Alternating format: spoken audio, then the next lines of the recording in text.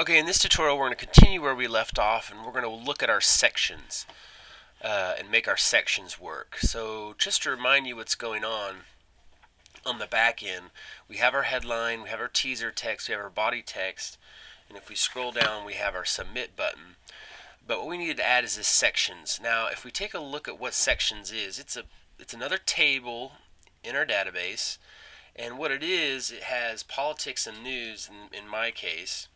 And if we take a look and do describe stories, we'll see that it's a foreign key inside the stories table.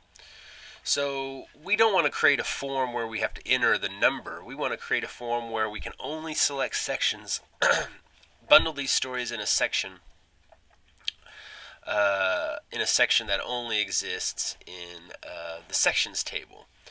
So what we need to do is we need to do a drop-down menu. And you probably read about that in your readings when you're reading the chapter about forms. So let's go ahead and show what this looks like. So over here, what we want to do to create a drop-down menu, we're going to use the select element. So in the select, we're going to give it a name, very similar logic to what we did before. We give it a name, and we're going to call it section. And then we're going to give it an ID, and that's for style reasons, again, section, and then we'll give it a class, and again, that's for style reasons, and let's call this text. And then we close that. Now, a select element has an open and close element, and inside there we have the option element. So once I type the option element, now I like to leave the first option element blank. Now I'm just going to show you what the select element and its options look like. So I'm going to do it with dummy text first. So we saw in my sections that I had two. So one, I'm going to put politics there, and then after that I'm going to do news, and we're going to replace that dynamically. But just to show you what the raw code creates, I say save that, and then I come over to my page and refresh the page.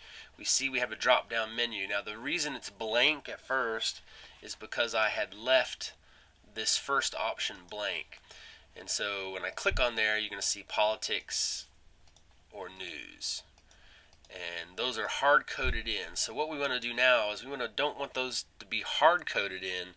We want those to be dynamically pulled from the database and that drop down menu populated by the sections table. So to do that, we need to add some PHP. So what we're going to do here is I'm going to create a PHP script in between the first option and the rest. And what I want to do is go to my stories page that we created the other day, that you have that shows your stories, and we're going to steal some code out of there. So I'm going to open up my stories page,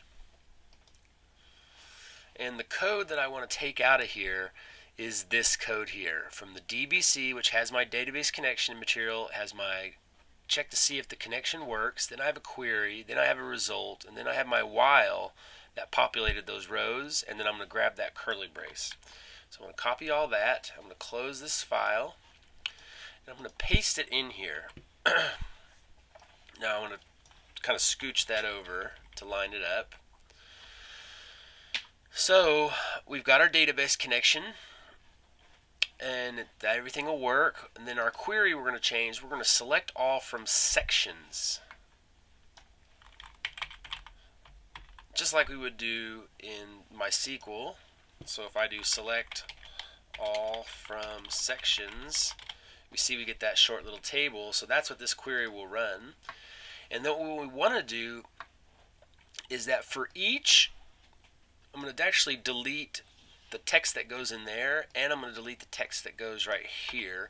Because remember, this while, what that does, it's going to iterate an option based on the number of rows that result from this query right here. So on the other side of this option, I need to close this while statement's curly brace, and you see it's telling me I have an error. So I'm going to go ahead and open PHP, close the curly brace and then close PHP. And you see now I have no errors. So I'm going to scooch that over. And then what we need to do is that we need to echo the result, the row variable from the query, just like we did in the stories page. So I'm going to go ahead and open PHP and close it. Inside there I want to echo, I'm going to echo the row variable, specifically the section. And I'm getting that section in red there because that is my column header. So now if I save this page, now you see we've got rid of all that code. If I bring my page back in, the drop-down menu should be populated dynamically from now on. So now the same thing, section is blank, and it's blank because I left this first one blank, and I do that so the section isn't errantly picked by default, and so people could post stories in the wrong section. So let's go ahead and take a look at this page, refresh, and there's my drop down menu. And you see now if I go into the terminal and I want to insert another section, so let's insert into sections, just to show that the drop down menu is dynamic. Insert into sections, the column I want to enter it in is section, the values are going to be, let's just do sports. Insert into, I didn't label the sections, insert into sections. Now I run it. Okay, so now when I refresh this page, I should see sports in that drop down menu. And there it is. So we've created our drop down menu, we've got our forms running, and all we need to do now is we're going to test to make sure all this is posted. Now in the last tutorial we made sure that the post worked, so let's go ahead and do this again. I'm going to just pick something and then hit post, and you see the form was posted. We want to get something that shows us what the values are. So I'm going to go back to this form. I'm going to refresh the page, which I'll have to do again in a moment. But I'm going to move back up into where it says echo form was posted. And I'm going to get rid of that because I don't really need that. What I want to do is I want to print R the values that are coming through. So I'm going to print R underscore post. And this is just a quick test. It's going to show the values that have been echoed. I'm sorry, show the values that have been posted. So I'm going to pick the elements. Politics, headline is man bites dog. I'm just going to do some home key jamming for my body text and teaser. And then I'm going to go ahead, I need to actually edit that code. Now, when I hit post, you see now it's going to echo the values. It's going to print R, the values that have been posted. So you see here, section, the value is politics.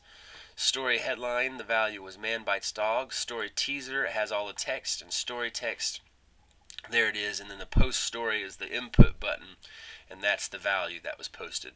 So we are exactly where we want to be. I'm going to go back and check this, fix this, and put body text there. So, and just to remind you that don't worry about the styles on the back end right now. You can always go back and add styles later to the back end if you want, but we're just working on functionalities. Okay, so if I refresh my page, we've got our form working. We've got our drop-down menu that's dynamically being pulled from the database. We've got our headline, our teaser, and our body text. And when we hit post, right now it's going to echo the values, and it says there's no values because they were all empty values that time. So in the next tutorial, we're going to write the PHP that processes all the values that were posted and puts them in the database.